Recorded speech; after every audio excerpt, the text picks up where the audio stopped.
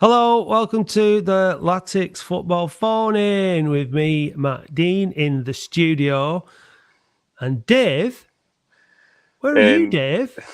I'm in Great Yarmouth in an Asda car park. Not for Are you on the run? illicit reasons, I must say, but just because Great Yarmouth caravan parks don't know what Wi-Fi is. So I'm on 4G, 4 bars. It's the only place in Great Yarmouth. I've driven around quite a few places today. I've just tried it in the McDonald's. The Wi-Fi doesn't work. So here I am, just outside an Asda, and everyone's looking at me in my car. He's steaming up in the windows as they speak. So God only knows when the copper starts knocking on the window in about 15 minutes. So we'll just see how it happens. That'll be good. It'll be different, won't it? Watching you Traffic explain cops. yourself to a policeman or woman. Yeah. Police officer. Police officer of the law. The law. While you sat in your car. What are you doing? I'm just talking about Latics. Yeah, and it's getting hot and steamy. So you're on holiday. Yes. And you left on. You got down to Great Yarmouth on Friday. I did. Friday night about 10 o'clock. Went and did 10. did the big shop. Yeah. Was it at the Asda? It was at that Asda, yeah. Right. Got and me then IPA. you got the shop in, got the beer in, went to bed, up at crack of dawn. Had some beer, had a couple of beers. All right, a couple of beers. And then the wife said, right, tomorrow then, what we doing? I said, well, I'm going to Stevenage. So 7:30, shower, out, couple of cans of IPA in my rucksack. Then I got a train from Great Yarmouth to Norwich, Norwich to Cambridge, Cambridge to Ely, then Ely to Stevenage. And I met you at 12 o'clock. That's right. The Draper's Arms. Draper's Arms, yeah. Lovely pub. Lovely pub. And then watched a 6-pointer. Thankfully, it went our way. And obviously, you can see by the pictures on Twitter, I was quite happy with the result. And just to confirm that the reason you sat alone in your car now is nothing to do with the fact that you deserted your family on the first day of your holiday and you've been living in your car ever since. No, it's not like a Marion and Jeff sort of scenario. No sleeping bag or anything like that. Okay. It took to be fair, my wife was happy that we won because she knew that you left. Well, she's happy that I'd gone. She weren't happy when I came back, but she was happy that we'd won because it would have just ruined my holiday. So I've had a really good week. Still buzzing actually, because to come away with 3 points. How did we manage it? I mean, I think it was Steve Evans' comment that we turned up in balaclavas and stole the result was, to be fair, was true, wasn't it? It was like the Great Train Robbery, weren't it? We were so poor. It was. We had one shot on target, and that was the header for our goal. I think that was it. It was beggars belief how they were 3-1 up in the first 20 minutes because they absolutely battered us. But in the same respect, they were pretty poor as well, weren't they, Stevenage? I mean, we certainly didn't make them look bad. we gave them a lot of possession, didn't we? And a lot of the ball. They knocked it around us. But obviously, their end product was somewhat lacking, wasn't it? The chances they had, though, goodness me. It's just... I just still can't believe we came away with a result. Because usually with Latics, we put the pressure on, and then we go for the draw, and then someone would score in the last minute. And when that corner flag breaking, I was going mental because we played 99 minutes. You know what I mean? With that stoppage, about 4 minutes for that stoppage with the corner flag, and they didn't have a spare corner flag, so they're going to get fined for that, which is an FA regulation. And then they went up and had that shot, and it got sort of like blocked on the line by Pagiani and Rodgers, and I just thought, that corner when we conceded it, I thought, no, please, goodness me, no. But then the full time whistle went, and the rest is history. It was such a great... I haven't watched it back, me. I've seen like a few clips on Twitter. I've seen like Pierre Gianni's trio of headers, and but I've not bothered watching back just how close the chances were and stuff like that. I went through it once when it was live, and that was enough. Thankfully, I'd had enough beer in the morning to take the edge off the nerves. Wise, I wasn't like too bad, fretting too much, and just kind of like you're there, just aren't you? Just it's in the grace of the gods, isn't it? And well, the stats were Stevenage had 15 shots and they only had one on target. Isn't that bizarre? Because it felt like they had a lot more than that, and they had a lot more on target, and Rodgers pulled off a few saves. But that's what the stats are saying. We had 2 shots on target. I think it was like a little bobbling effort that Hope had in the second half, and it just he saved it at the bottom right, didn't he? The keeper, he did pull off a good save actually. But the positives I took out of that game was our defence looked really solid. Pagiani, Sutton, Clark, and Hart. It was what a great relief that is to get them back. Yeah. Hart was immense. I thought he played really well. The stand-up tackle, got down the line, and Missalou looked good. Whelan looked okay again.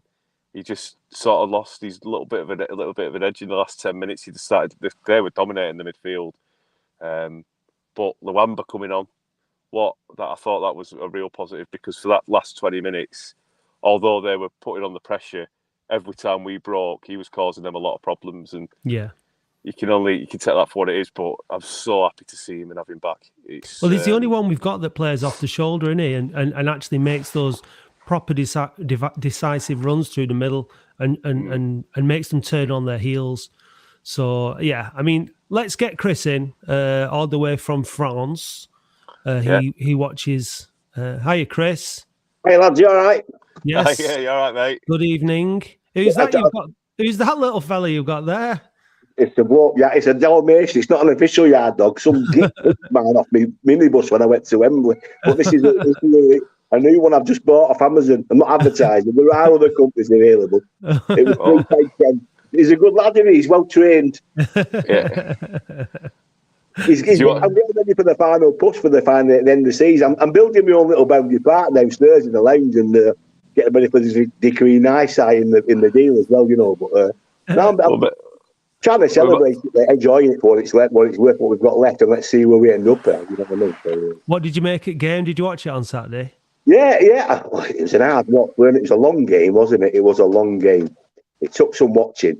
Hang on, my alcohol's just turned up. That's the decree now. The game was. It was really good. It was really good. The result, but I thought the watch was really hard. It took some watching. It was a long 45 minutes.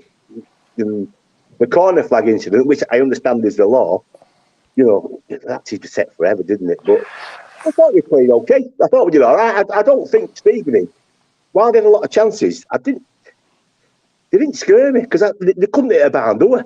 They're like we were a few months ago. You know, you said a few weeks ago in one of your podcasts we didn't get penalties because we weren't in the opposing team area.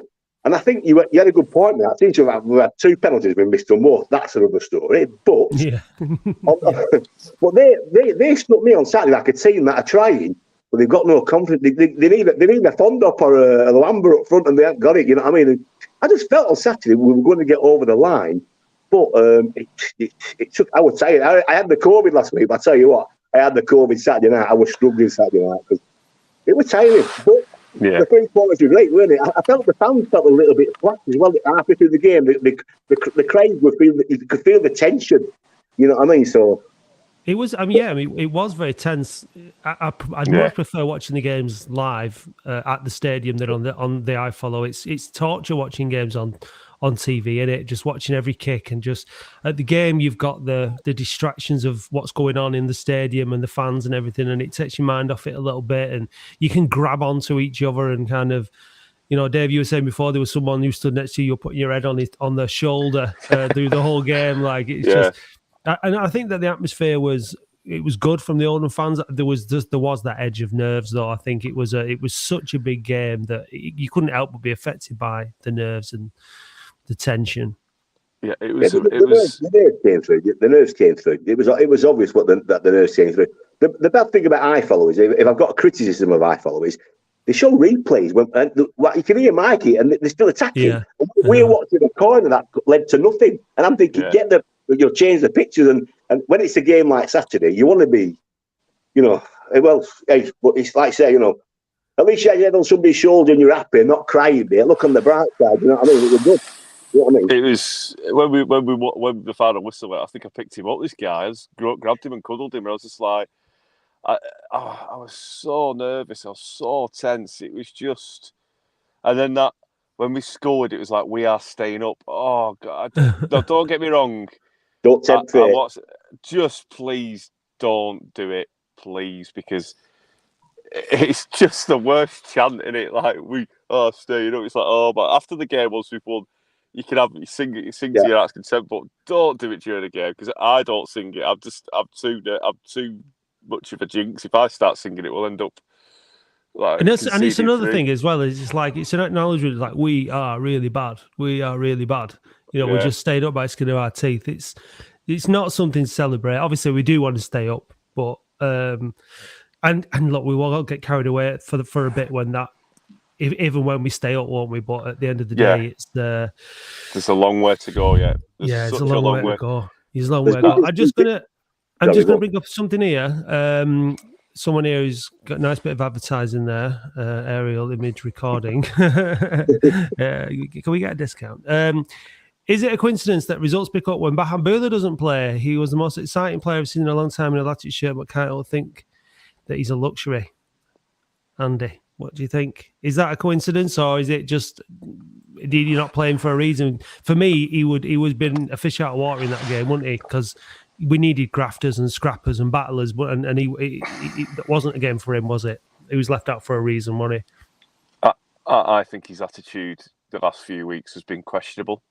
I think he's walking around when we're, trying to track back, and then he doesn't do anything with the ball when he gets it anyway. And everyone says, "Oh, he's got 2 men on him." But for me, Walsall, he was absolutely abysmal. Exeter, Mansfield, it was just bad. It's just bad.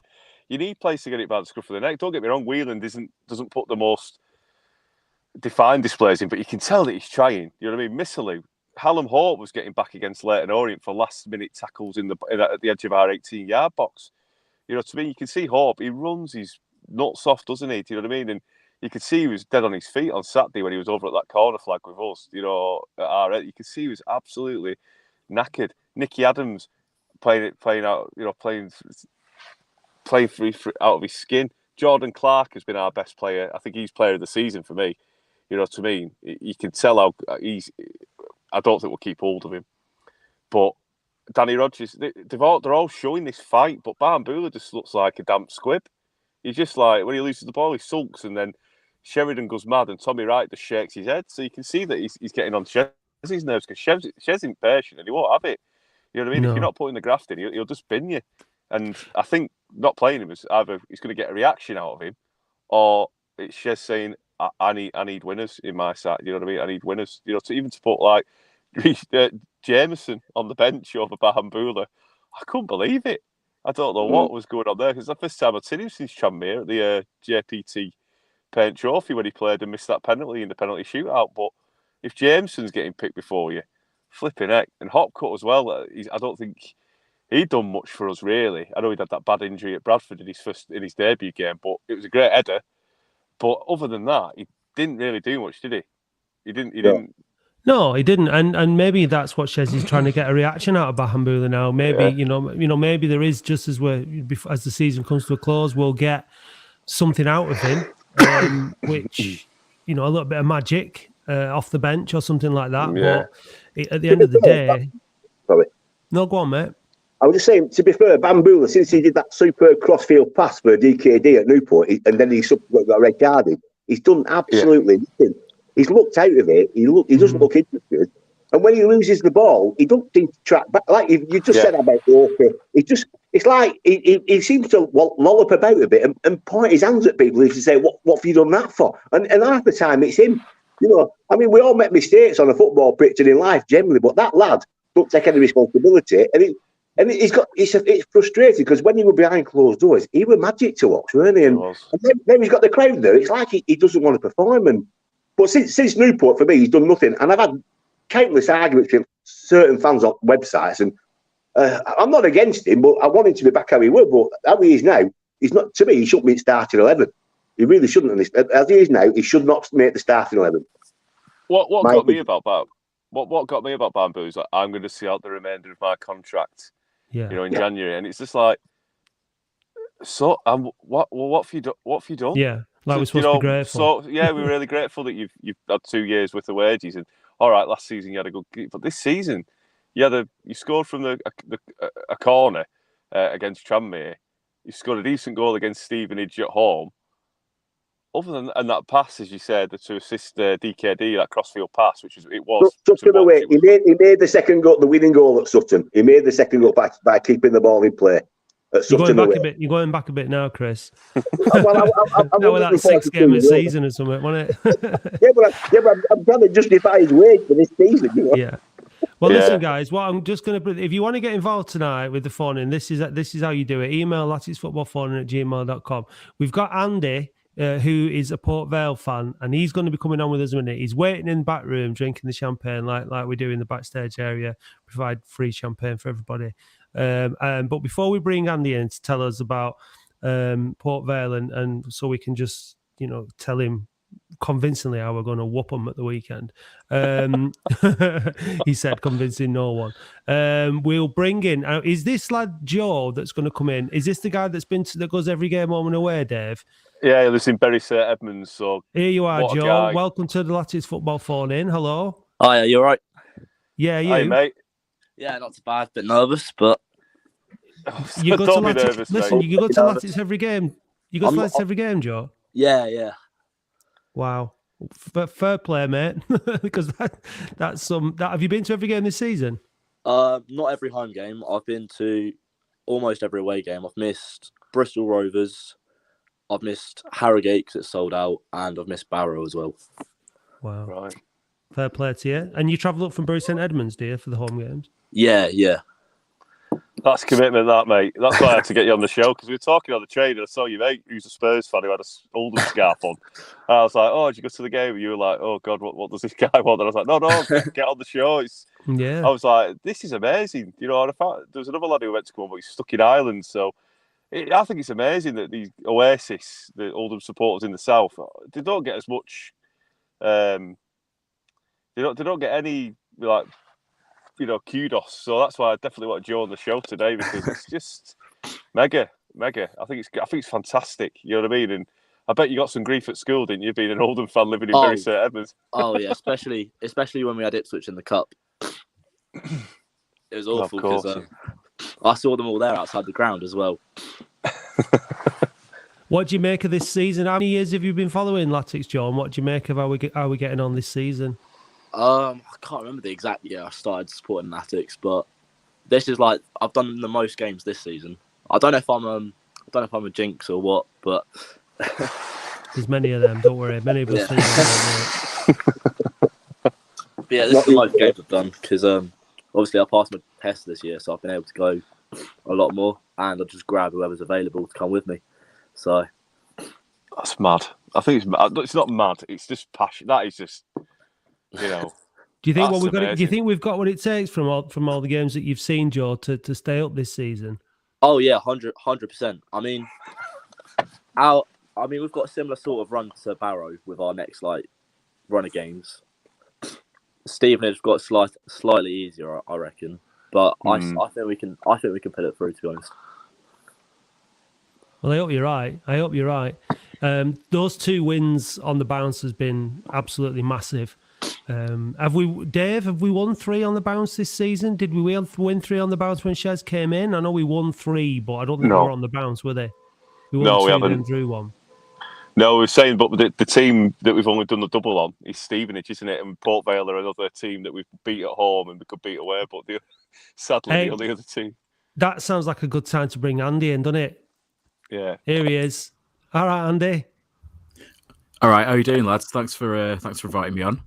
You're welcome. Thanks for joining us. Good to have you on. So I think we've won. Have we won 9 games this season now, Dave? That's right, isn't it? Yeah.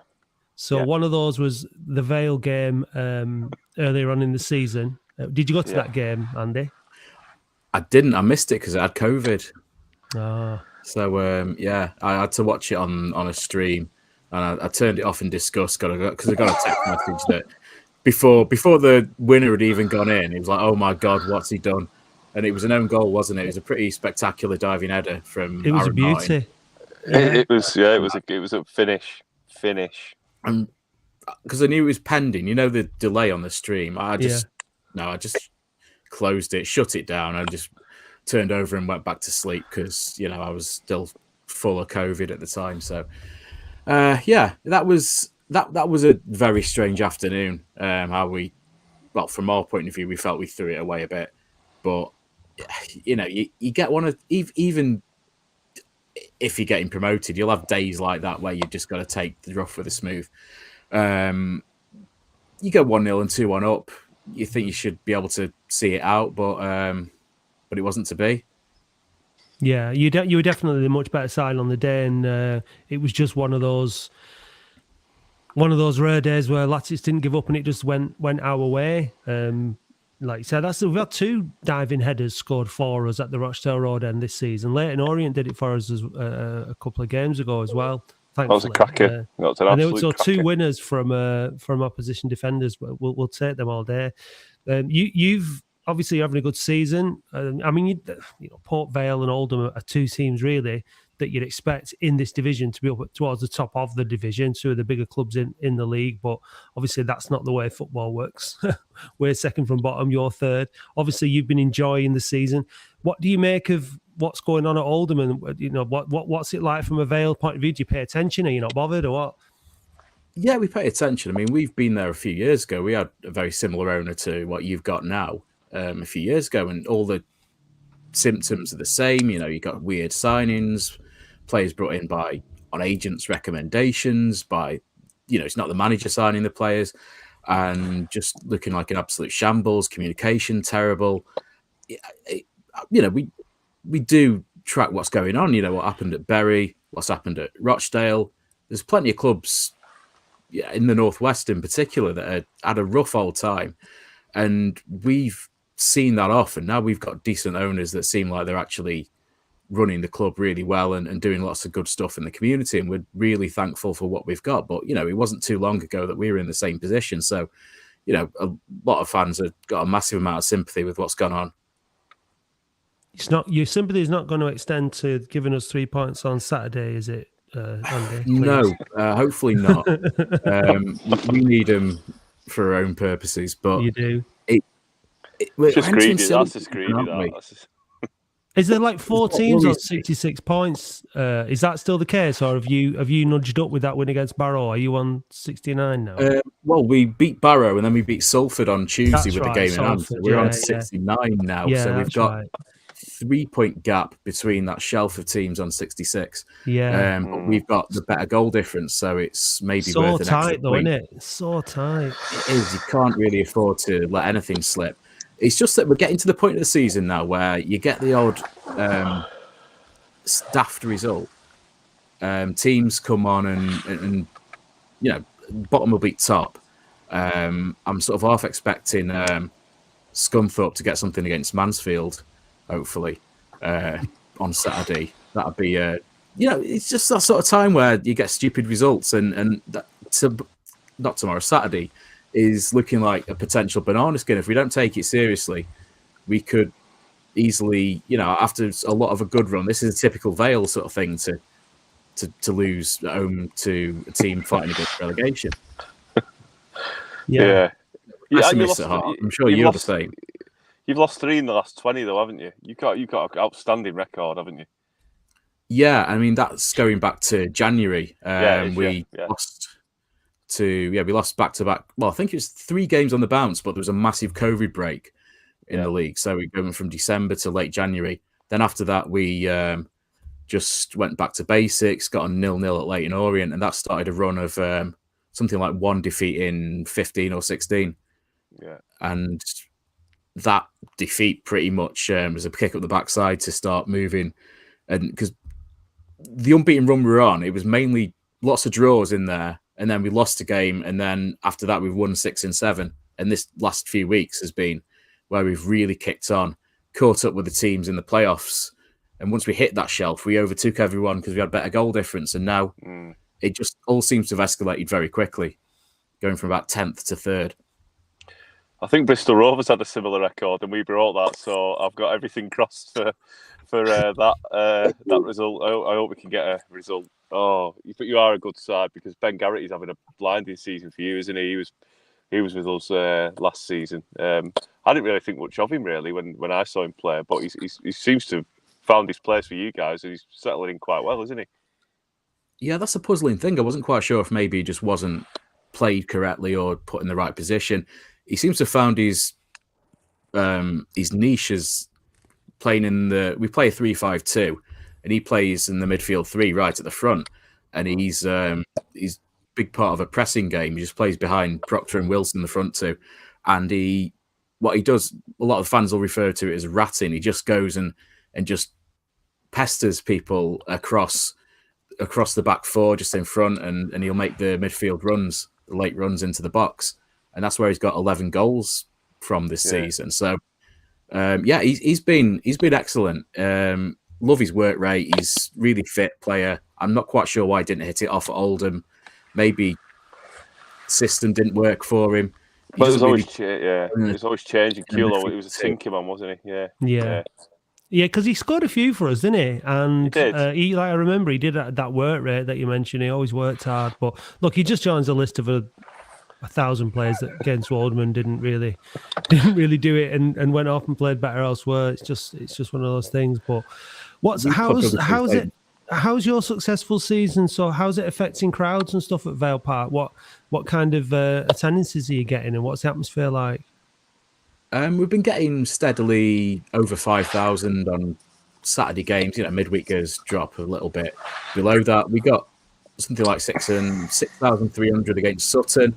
There weren't too many away fans the fortnight ago, so I'm expecting something around. We could be getting 7,000 because I gather Oldham are going to be taking 1,500. Are they on Saturday? Sold 1,000 tickets today, so we got 1,500 allocation. But I want to really push it, and hopefully we can get 2,000 there because we took 1,000 to Stevenage, sold that out. We don't stop singing as well. And Joe, you can, who's on the call with us, he's a diehard. He's travelling up from Bury St Edmunds, as you might not have heard. So yeah, it's we've got a massive away support, and I think it's going to be it'll be bouncing. I think again. Yeah, that's going to make it a really decent game because I think we got. Stevenage brought maybe 100, 110 a few weeks ago. It was pretty dire, really. And you want a bit of back and forth with the away end. You want that sort of partisan crowd, don't you? You want a bit of not aggro, but a bit of edge. Yeah, of course you do. It's what it's all about. I mean, Vale I think it seemed to me like the Vale following that came to Boundary Park this season was the biggest that I can remember them bringing for a while. It was a really good turnout. Yeah, we never really take a huge amount to Oldham normally, which is a bit strange. But that's the biggest one I can remember because normally in the old days when we used to have the Rochdale Road end, we normally get the little half rather than the big half. And we struggled to fill it. So, that was a bit of a turn up, really. Yeah, it was, yeah. And it was nice to send them all home with nothing, with that late goal. Let's not lie. We really needed the points. And no doubt you'll be hoping for the same on Saturday, Andy. But We'll do some predictions a bit later on, but who? I mean, we've mentioned Ben Garrett here. Who do we really need to look out for? Like, where is your main strengths on the Vale team? Well, I mean, we're banging form at the moment. There's a lot of good individual performances up and down the team. The front two, James Wilson, ex-Man United. You probably may have remembered him from the sort of Van Gaal era. Came through their academy. He's got he's a proper footballer. He's got a decent first touch. He's class when he's on his day. Jamie Proctor, he's been around quite a few clubs in the north as well. They're the front two. They're in good form. Proctor's been very good recently. He scored a Di Canio style scissor kick a couple of weeks ago against Sutton, and he's a proper sort of experienced target man. He knows how to get his body in the way. He knows how to he's got a decent first touch. He's a pest. You know, he likes the physical side. He likes a good tussle between his centre half. So they're going to be they're going to be the main threats, I think, for front two. Garrity's obviously a sort of a attacking midfield. Worrell, the right wing backs, always a decent assister, and but yeah, through the team we've got things have fallen nicely for us at the moment, and things have come together pretty well. So it's just, I don't know, it's just one of those things when you're in form and you see threats all over the pitch, and at the moment there's a real buzz about our team and the way things are going. Yeah, I remember Worrell. He was a standout player in the earliest fixture in the season. I think he might have scored actually. He did, yeah. We got the one in the first half where he just sort of stretched at the far post and just turned a cross shot in, I think. Yeah, but you seem to have quite a lot of pace. You seem to be good down the wings, and yeah, it was definitely one of those games that we had to fight for to get the win. A bit like on Saturday, really. We were really up against it, and I think if we're all honest, that's probably what we're expecting. I think we're probably expecting on Saturday Latics to have to do a lot of defending. I think if Junior Lawamba is fit, you know, we played most of this season without a centre forward. Which has just been a nightmare. The front two you've just described, you know, being able to hold the ball up and being able to, sometimes you need to be able to just boot it long and give your defence and midfield a bit of a break, and we've not been able to do that all season. So on Saturday against Stevenage, you know, you played them yourself recently, like they had all the possession, all the ball, constantly putting us under pressure, couldn't get away. You know, it was just like we really struggled against them, and they're a poor side. So that's the really worry for the weekend.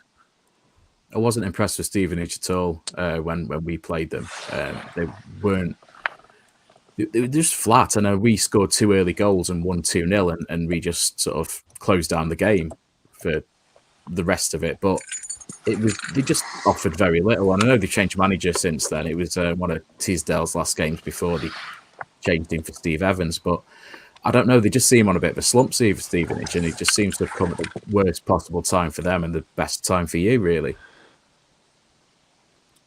Yeah, what do you think, Dave? Do you think it's going to go? Are we just going to be 90 minutes under the cosh, or do you think we can take the game to Vale and put them on the back foot a little bit, or what? I think. Sorry, no, it's a question for Dave there. Just and then you can give us. No, it's all right. I think it's going to be. I'm not going to say the score, but it's going to be an Oldham win. But it's going to be. I think we are going to. It's going to be like a smash and grab. I think we're going to smash and grab it. I think Port Vale are a good team, but I think playing Tuesday, which I believe was a bit of a tough game for you as well, looking at the report last night, it was a very close game against Salford, quite a physical game. Did you have a lad go off like was a suspected injury as well? I can't remember his name for the life of me. I've left my notebook in the caravan, but he went off with a suspect like an ankle injury in the last 10 minutes. But you still managed to sneak the win, didn't you? Was it the 83rd minute as well, the goal? But you made hard work of it, didn't you? Yeah, the goal's on about the hour mark. I can't remember if anyone. Yeah, we do normally just have, Wilson very rarely lasts all 90, but he's just sort of a tactical sub, really. I don't think we got any injuries that I'm aware of, but yeah. I might have just saw that sub then as an injury. Sorry, I thought that might have been an injury. Sorry. Just hoping, you're just hoping, Dave. You're just hoping. I don't wish any played it. I don't wish any player. One of these clubs that doesn't advertise when we get a player injured, they'll just lock down any sort of news, and I don't know, you'll find out 3 weeks later they'll just turn up in the team out of nowhere, and you have no idea that they were fit. So, yeah, I mean, we seem quite fit. We have a lot of these battles, but we seem to have really good fitness levels at the club. Salford was a battle. They're a decent side. We just had to we dragged each other into a bit of a scrap, but absolutely delighted to come out the other end of that with a win. Yeah, it's funny, interesting, isn't it? Because like Chris, you watch a lot of the games on iFollow over there in France, and I watched what you just mentioned about having COVID earlier on. Andy, I was supposed to be going to Salford away earlier on in the season, and Chris just before Christmas got COVID and couldn't go. Watched it on iFollow and was relieved I didn't go because it was an absolutely abysmal game. We got beat 2-0. But it was two bang average League Two sides, like two poor League Two sides, actually. But they've signed Matt Smith, haven't they? And I'm presuming that's made a big difference for them. But, we've got them coming up. It seems like they've actually found form at the right time. And it's a bit of a shame that we've got them coming up now. We don't seem to be playing anyone coming up now towards the end of this game, apart from maybe Crawley, who aren't playing for something at the top end, which is a little bit frustrating, a little bit worrying. It's also the same situation with Barrow. And something I wanted to mention to you there, Andy, was I know that one of your fans put up a video on Twitter after your game against Barrow with Phil Brown at the beginning saying, yeah, we're going to play proper football, and then subsequently showing all the shithousery going on at Barrow v Port Vale. There was some serious attempts at time wasting and cheating going on, wasn't there? I would imagine that your lot were delighted to get one over on them by the end of that game. We were just delighted to get out there with the 3 points. I mean, that was a proper banana skin. You can see the first goal, and when you can see the first goal in that sort of game, you just you're up against it, and it's one of those where you just got to get out there, get the 3 points, and go home. And yeah, that they were. I mean, I think they've got one or two decent footballers. Barrow, I rated Cooper as a manager. He got Forest Green thereabouts a couple of seasons, but yeah, I mean, you know exactly what you're gonna get from Phil Brown and Josh. The video, he's done quite a few videos, and he's wound up John Yems, John Coleman. Whoever we've been playing, he's always he's done quite a few of these videos that go viral, and their keeper got booked in the 44th minute for time wasting. You've been to Barrow. You've been to Barrow already this season, haven't you? Yeah. How did you find the away end? Awful. A bit of tarpaulin splitting you up from the other side. It was the only highlight from that game was my daughter getting a player's shirt off her favourite player. It's the worst ground. We had to go up on the 27th of December. It was cold. We were defending a 0-0 draw for about 80 minutes of the game. It was such a it was shambolic, and I think it was sort of the demise of our interim manager, Salim Benacho. It was playing it out from the back. We made Barrow look like Real Madrid. That's how bad it was. And how we got away with a point. And then he said we played really, really well. And he said they were a very good team. That was when everyone was like, this guy's on another planet here. Chris, what do you make of all that kind of the time wasting and that kind of is that the right way to try and play it at this stage of the season when you're in a relegation battle? No, I think it's the dark arts, and I think, to be honest with you, the referees, I'm going to criticise them, they seem to penalise us more than the teams, put the throw-ins back where we should be. No, I know I'm not being too biased, but, I seem to think that we get criticised and we get pulled up on what's called the dark arts, don't we? But it's been going on in football for a long, long time. Can I ask the Port Vale a couple of questions? First question, have you still got that psychotic goalkeeper that plays out with his right foot when he comes out to collect the ball? Is he still in nets? Oh, he hasn't played since then. Lucas, the Brazilian. He's we got sent off in January, and he's got suspended. Then he's had an injury. Since then, he's had a back injury, and we got a lad in from Ipswich on loan, 6'7" guy. No, 6'9". I think he's one of the tallest players we've ever had, and he didn't have a great time, and he got dropped. And now we've gone for the guy who's been backup for most of the season, and that's coincided with us having a good run, Aidan Stone. So we've had the Brazilian, we've had Czech keeper, and in the end, we've just got a lad from Stafford who's been turned a season around. But that's not what I wanted to hear, by the way. I wanted to hear that. That's another story. Listen, another thing is, I noticed Port Vale, you are a free scoring team. I mean, your players. I mean, your goalkeeper. I'm surprised he's not scored because you score from all over the pitch. I mean, where do you think your biggest threat's going to come to us on Saturday? Because I know where we're going to be stronger than. We're going to load the back. We're not going to park the bus. We're going to have to play. We're going to have to defend well and keep you guys at an arm's length and do it as Dave said. Break away and nick the goal. Put the balaclavas on, whatever you want to call it, Nick Evans, and let's get the goal. But where are you going to get to us on Saturday? Do you think? Don't give us any, don't tell Sheridan any clues, but give us a chance. You know what I mean? Yeah, the goals have come around the pitch. I think Garrity's got 11, Proctor's got 10, Wilson's got 10-ish. So they've been the main three.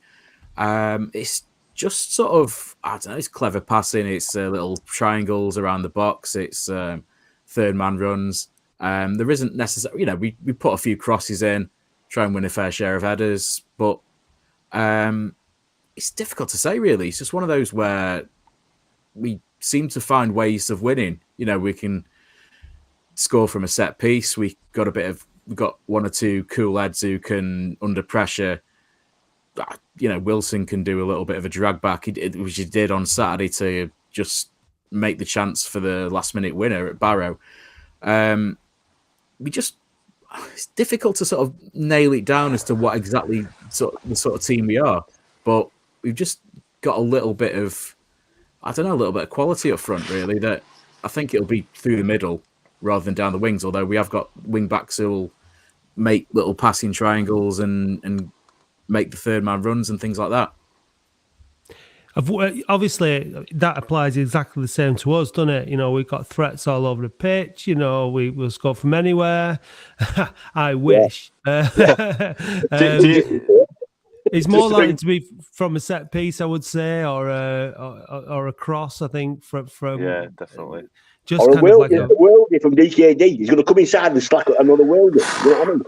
What are your thoughts, Joe? For Saturday? A lot of respect from Vale fans. Pierre Gianni, he's always had a good game against us whenever he plays. I think he got thrown up as an emergency striker in the return he did, game. yeah. No, he's been solid this season. He's very brave. He's very committed.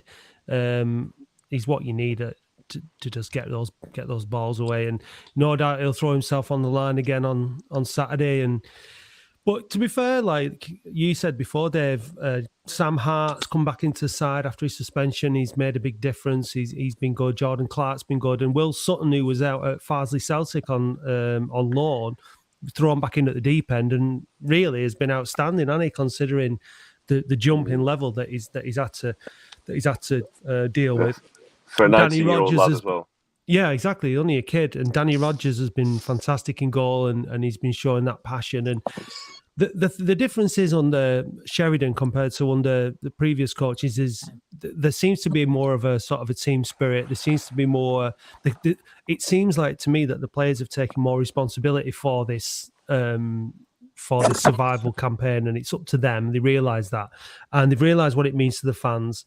Our fans have been superb since Sheridan came back. There's lots of stories about all that, and we talk about it on the regular podcast. But we've really been focusing now on we've got to stay in this division. I mean, I know you were saying earlier on, Andy, that you were sort of flirting with that kind of end of the division, but you never went down. You never actually went into the National League, and for us, it's just. I mean, I don't think any of us have really we can't put ourselves there. We can't believe that it's going to happen, even though it's looked like on a couple of occasions this season that we have thought we're doomed here. But there is still a chance, and it really is between us, Stevenage and Barrow. So from the outside looking in, who's the one team that you think's going to drop out of all those three, Andy? Be careful now. Begins with B. Hey, come on. Look, what he says isn't going to influence it. You say whatever you want there, Andy. I thought Stevenage were as poor a side as I'd seen this season at Vale Park.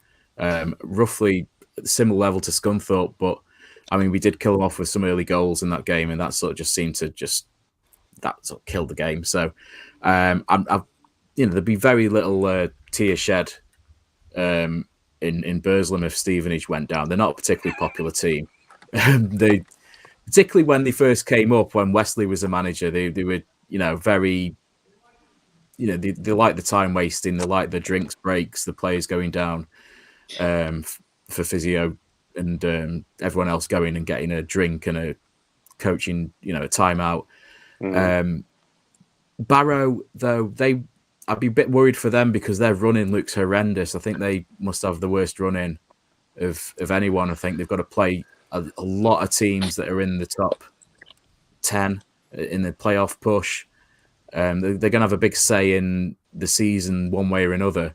Either they're going to survive and take some points off some big teams and have a big say in the promotion battle, or they're going to have a terrible run in and go down. I fancy Oldham to stay up for some reason. I just think they've got it in them. I think you need your big game player. You know what you need to get out of a relegation battle, and you need your characters, you need your captains, you need people who can just go and take the game by the scruff of the neck. And I think Shez has got just a bit more of that put a bit more of that in Oldham than they didn't have before. And I think you've got to fight for every single point between now and the end of the season. Well, you're not wrong about that, and because like our next 5 games: Port Vale away, Northampton at home, Forest Green away, Salford at home, and Tranmere away. So, that's you say about Barrow's running. That they're all teams that are in the top 6. So I didn't realise yours was that bad. Yeah, after, exactly. No, this is the thing. Stevenage are away at Colchester at the weekend, and Barrow where are Barrow? Who Barrow got at the weekend? Barrow, Crawley. Yeah. Barrow at Crawley. Yeah, Barrow away at Crawley. So for us, really, I think if we need them to lose, we need them to carry on being rubbish and lose. And if we can grab a point, to be honest, I'd be delighted with a point. If they lose and we get a point on Saturday, I think that'll put us 4 points clear as Stevenage. And although they have a game in hand, it's against Mansfield away, so I'm not fancying them for that. So it's we're in a good position. We'll go a point above Barrow as well if we get. I mean, it's all very hypothetical because there's 3 different results, lots of different outcomes that can happen. But this could be another big weekend. Obviously, last weekend was huge, but not getting hammered would be the best thing at weekend. Go on, Chris. I think if we get in front of Barrow, I think if we can, especially after this is the last easiest game. If we can get in front of Barrow after this week or this weekend, I think we will maintain in front of them. Even with bad defeats, I think we'll match them for defeat. The goal difference is going to hopefully catch up on us. If we can get a point, I've got a question, Matt. What's happening to McGee? Is he fit yet? Because if he's fit, I'd throw Sutton up front me. The way he scores goals from set pieces, I'd throw him up for a few matches. It's unconfirmed, but I think he's out for the season. It's unconfirmed rumour. But he's out for the season. Yeah, that's what we're hearing, that he won't be back. So, yeah. So that's a no-go then. That's not happening, is it? No, I mean, Junior coming back is massive. Like against Stevenage on the. He looks massive. He looks great. No, what did you make of Luamba when he came on for that last 20 minutes against Stevenage? Well, he changed the game, didn't he? And I think I'll be honest. I think he'll score a last-minute winner this Saturday. Love it, Joe. I like Joe. It's good lad. I told you, good lads. These guests I get on. Honestly, mate. He's grown as well. Every time I see him, he looks bigger. Yeah, they must put him in a plant pot when he's in there because he just seems to get bigger and wider. He's a nuisance, but it's just keeping him fit because he's had some bad injuries. Tearing your hamstring at Newport, no one thought he'd be back. They were saying 8 to 10 weeks, but he's managed to get himself fit. So, pinning your hopes on an 18-year-old, I hate to do it, but he is our only hope, isn't he? Yeah. He's not our only hope. Our other hope's that he plays number 9, but he doesn't score very many, does he? Well, that's the thing, but I just... He's done all right, really, to be fair. He's done all right. He works his socks off, doesn't he? He does, yeah. I mean, like you said, at the Orient tackle, when he chased back last week to the penalty area, that was as good as a goal. He took the ball off the guy. Yeah, he did. It's as good as a goal, that lad. Do you know what I mean? Chapeau. Respect to him. I didn't like him, but tell you what, that guy's grafted. And anybody who works in an Oldham shirt, apart from the odd one. I give them respect, you know. I give them respect, and we've got a team of grafters. And Port Vale on Saturday going to find that out. I think if we go out there with our yard dog lactics attitude, I think Port Vale we're going to have to get round just to beat us. Let's not go down there and lie down. Let's go down and give them a game.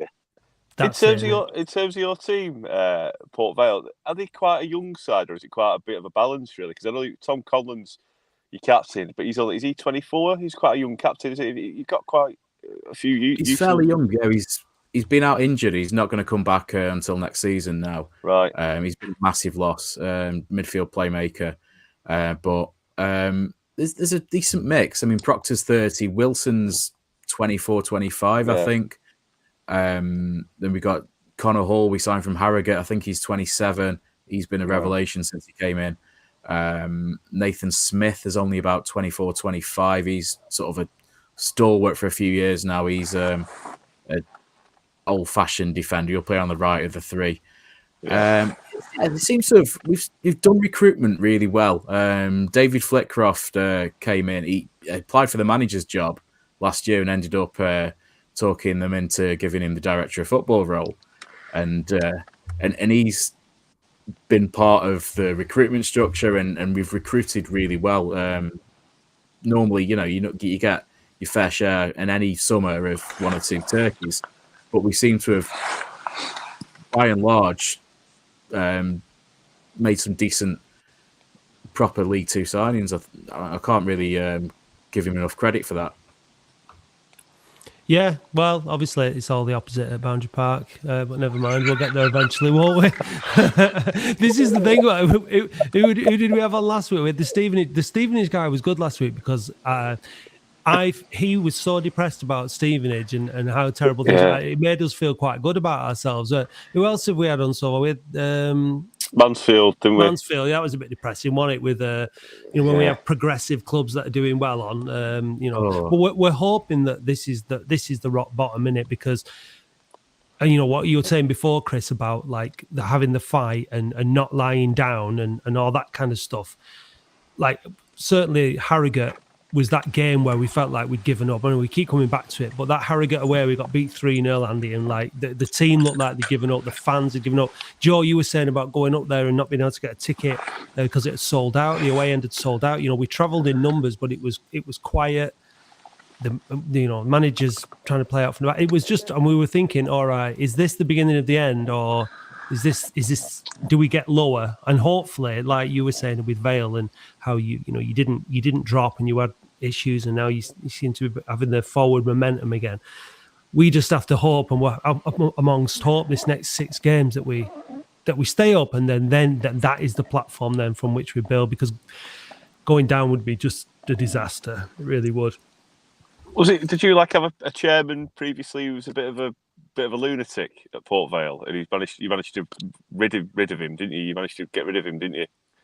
Yeah, Norman Smurthwaite. Yeah, he wasn't particularly well liked. He was a bit of a maverick. He put nonsense on Twitter late at night when I think he'd had a couple of refreshments. He's just a. I'm gonna have to be very careful with what I say here, but I just think he's a daft old man. Really, I somehow accidentally bought a football club and didn't really know how to run one. And then started taking a very hands-on approach himself when he probably should have let the professionals get on with it. And I'm sure you know very well. This is like echo chamber, isn't it? Yeah. All And right. this is the thing with football, isn't it? This is the thing. I mean, it's come up a few times. I've seen it on Twitter where people having conversations and stuff. Would you buy Latits if you want Euro Millions and stuff like that? And like. It's not. On the one hand, it's not rocket science running a football club, but on the other hand, it's extremely hard work, and you have to work really, really hard at lots and lots of different little areas in order to get it right, and you have to have the right people in to do it. So it's not easy, but I think it takes a good team of people to do it, and I think that the people that run the football club have to be very what's the word? It's the opposite of egocentric. They have to be prepared to listen. They have to be prepared to take criticism. You have to be prepared to. There's a lot of behavioural qualities that are needed to be able to do it, which unfortunately it seems a lot of people who buy football clubs have the opposite of, and they just end up getting more and more sort of backed into a corner and doing the opposite of everything that they should be doing. So I think that, like, from our point of view, like, you know, Port Vale are an old football club, and you wouldn't want to see someone like Port Vale go down. I've the feeling that we get from a lot of fans that contact us. It's the same with Oldham. They want us to be in the Football League as a bare minimum. And you know, in League Two, we're a great club for League Two. You know, like you were saying before about the away fans, Stevenage and Suttons and Crawley's bringing, you know, 30 Salford. You know, they're abysmal, aren't they? They deserve to be in the non-league, where with all the other terrible attendances and away followings and stuff like that. So, you know, hopefully we'll stay up. So what we'll do now, we'll come into the end of it, and we'll go around everybody and we'll ask for a score prediction. I got one right. I never get one right, but last week I got 1-0 for Latics away at Stevenage. So I'll start. I'm going to stick with it. I'm going to stick with my 1-0. I'm going to say we're going to win 1-0. And we'll save Andy till last with the Port Vale. We'll go to Dave. What's your prediction, Dave? I'm sorry, Matt, because I didn't say the score last week and we won. I'm superstitious and I can't. I've got the score in my head, but I'm not going to say it on air because it won't happen. So I'm really sorry. It's just. I know you are superstitious. I'm shockingly superstitious. Yeah, shocking. Okay, fair enough. Chris. I can't see Port Vale not scoring against us, Matt. I'm sorry, mate. That being said, I think they'll score 1 and we'll score at least 2. And we do well against top teams. So I'm going for Oldham, Port Vale 1, Oldham 2. Not naming the scorers, but I'll take us where you want as well. I'm not bothered, mate. I'm not bothered. That'll do. I'll tell you what, we'll go for Andy now, and then we can finish on a high with Joe, because I know. Let's not finish. Go on, Andy. You give us a dose of realism and tell us what you think it's going to be. I admire your optimism, all of you. I think it's going to be 3-1 Vale, but I think it's going to be 2-1 for a long time, and the third goal is going to be quite late, just on the counter attack. I think it's going to be edgy. It's going to be nervy. I think a lot of Vale fans will be going in that game feeling a bit sick with nerves because, you know, these are your potential banana skins. You know, you don't really want to play a team that's fighting for the lives at this stage of the season. And, you know, there's a lot of us who are proper pessimists about it and won't be comfortable until the full-time whistle's gone. So I'm going to say 3-1 Vale. Joe, sort him out, will you? Come on, Joe. 3-1 Vale. Right. I think Vale will take the lead, Ben Garrity. We'll bring it back 1-1. Then I'll go 2-1 Vale. Then 2-2. And then last minute, we're going to come with balaclavas. Junior Luamba, late winner. Oh, I don't know. I don't know if my nerves can stand it, Joe. It already sounds horrendous. Well, you saw the picture of me after Stevenage. If that happens, then it'll be me with my top off. I tell you, if that happens, I tell you, oh God, oh no, I won't be able to cope. One of my favourite Vale memories was beating Oldham 3-2 with a very late goal, and I checked, and that's 25 years ago. Wow. Next week. Who scored it? Tony Naylor, yeah. I went. Yeah. Oh, God. It was. I think that was Oldham's relegation season as well. I think. Yeah. It was that horrible red and blue hoop kit you had. Yeah. Playing in, and yeah, that was. We were in the playoff. We were fifth then, and we were with about 3 games left. We're in the playoffs for promotion to the Premier League, but obviously just sort of tailed off. That was the high point of being a Vale fan, and it's sort of gone downhill the 25 years since. Well, Tony Naylor was signed. Tony Naylor was signed. He used to play in Oldham Sunday League, and he was scouted by, I think it was Jim Cassell at the time, and we said he wasn't good enough, and then he ended up going to Port Vale and signing for you, and then becoming like one of your old. Is he your high scorer of all time, or is he one of your highest? He's fairly high. I think he's in the high 80s or something. Yeah. He's just behind. A little Foyle. Short guy, weren't he? And he always, him and Stephen McPhee used to give me nightmares every time when Stephen McPhee had that good season. Naylor was class. I think he went to Droylsden, and Crew picked him up, and we signed him from Crew Alex for about 150 grand. And yeah, he was he was a very, very good player, especially when we got relegated and had a couple of seasons in. Well, with him in the third tier, he was always quality. He was like a Dean Windass-esque sort of character at Bradford. Like he was like a cult figure, wasn't he? All the time. He was Listen, Dave, forget him. Right, Joe's called it. It's all about Junior Luamba on Saturday. Yeah. The youngster sticking a last-minute winner in for Latics. So let's leave it on that positive and optimistic note. Andy, thank you very, very much for your time this evening and your insights. Been brilliant, mate. All the best after Saturday, anyway. Yeah, and indeed, all the best after Saturday to you too, mate. I want you to survive whatever way. Stevenage can go for my liking anyway. And it would be absolutely fantastic to play you again next season, mate. Would. Well, I wish you could say the same. No, good luck in your promotion push, but just have a week off this week. That's all I'd say. You guys go up. Joe, thanks for joining us, mate. Have you been to Port Vale before? Yeah, I went the second season. I think we were in League 2. Yeah, so. And you're up there tomorrow? Saturday? Yeah, of course. Yeah. Good stuff. Well, I'll keep your eyes out for us, and we'll hopefully all be able to celebrate together. Chris, bonsoir, monsieur. Salut. Bon courage, mon ami. Let's just do it, lad. Sing them over that line for me. Give them a shout for me. Enjoy your rest of your season, Port Vale fan. You've been a good team, and sorry about Saturday. We're having the point. Cheers, lads. Thanks, Chris. Thank you very much. Bye, lad. Bye. See you. All the best. Salut. Bye-bye. Bye-bye. The Latics Football Phone-In is hosted by Matt Dean and David Bradley and is live on YouTube Fridays from 7 till 8. Don't miss the Boundary Park Alert System, Oldham Athletics' only weekly podcast out Mondays at 7am in all the usual places. Please subscribe to this channel, youtube.com/the Boundary Park Alert System, and follow us on Facebook, Twitter and Instagram at OAFC Phone-In and at OAFC Podcast. The music you're hearing is Under Pressure by Anton Vaslov. Thanks for watching and see you next week.